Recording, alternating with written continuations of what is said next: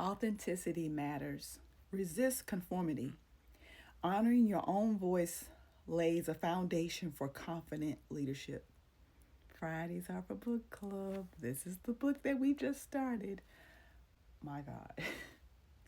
First of all, this book, it arrested things in me that I wasn't able to see. I like the books because they help me see my blind spots. So I'm going to give you the takeaways of the first, and the book is huge. The book is a big book. Nevertheless, I like the assessment that is given because you can just go to the chapters that you need to go to versus looking at this whole 60 chapter book and like, oh my God, I don't want none of it. Nevertheless, I took the assessment. So the areas that I scored that I need support in is confidence in self, connection to others, commitment to purpose, and emotional courage. And honestly, the confidence in self really surprised me because I was like, I got confidence. Do you?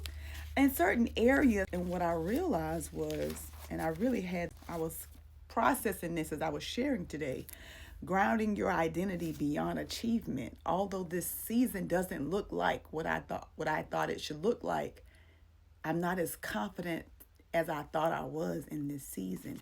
And then I also realized that my confidence comes from the Lord. So I had to be reminded of that today. And I just want to share that for anybody who else meaning that. Nevertheless, let me give you the takeaways. Emotional courage is an action.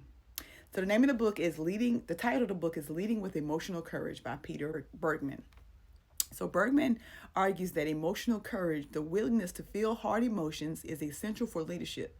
It's the catalyst for having hard conversations, creating accountability, and inspiring meaningful action. Emotional courage is a muscle. Confidence is a muscle.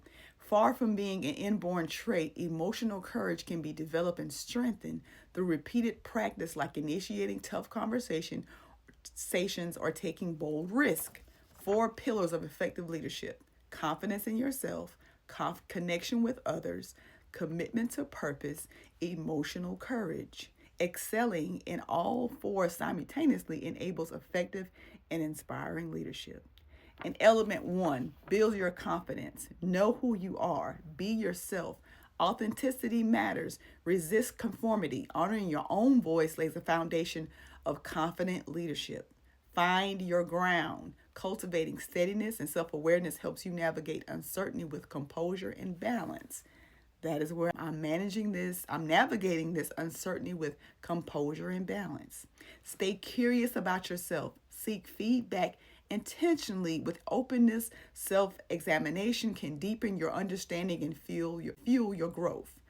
Chapter 4, assess self-compassion. High expectations without self-kindness can be destructive.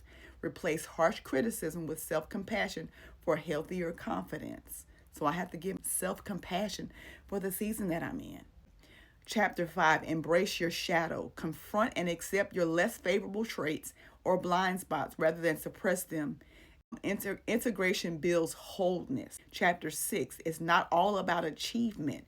Refine success beyond external accolades. Stop worrying solely about how much you matter. Maintain perspective. Part 2, become who you want to be. Find clarity. Identify your core theme or purpose, your one big theme, to align your actions with what truly matters. Chapter 8, become more of who you are. Lean into your strengths. Don't chase a different version. Cultivate and affirm who you are. Okay? Chapter 9, stay focused. Practice habits that reflect the person you aspire to be. Consistency builds character and capacity. Who needed to hear that? Chapter 10, be strategic and intentional. Invest energy thoughtfully. Bergman offers 5 actionable steps to focus your efforts where they count. Chapter 11, don't lose yourself in pursuit of becoming yourself. Don't lose yourself in pursuit of becoming yourself. Avoid sacrificing your authenticity under pressure to evolve. Hold on to your core identity even as you grow. Oh, it's so good. Chapter 12, how will you measure success? Bergman invites a fresh perspective on success. Instead of conventional metrics, consider laughter and well being as indicators of genuinely successfully living. So he talks about fun. Are you having fun? Are you laughing? Those things, like we're so serious all the time. It's like, I don't have time for this and I don't have time for that. I literally love to laugh. I will find TV shows. I will scroll on social media to find things to laugh at because I like to laugh. So here's the summary of insights. Emotional courage enables leadership. The willingness to feel allows you to act effectively. It's developable. Like a muscle, emotional courage grows stronger with each act of vulnerability or boldness. And boy, today the vulnerability just came out. I wasn't expecting for it to come out, and it did. And I know that there's growth there. I needed to say that. My soul needed to hear it. And when I say that my soul needed to hear it, when I say that, it's when I cry. It's when I get emotional. My soul needed to hear me say that, because we can be so hard on ourselves, especially in seasons of transition. And we have to have grace and compassion for our self-compassion for our seasons of transition. 4 core leadership capacities must align: confidence, connection, commitment, and emotional courage. Building confidence begins with self-knowledge, feedback, self-compassion, embracing your full self, and grounding your identity beyond achievement.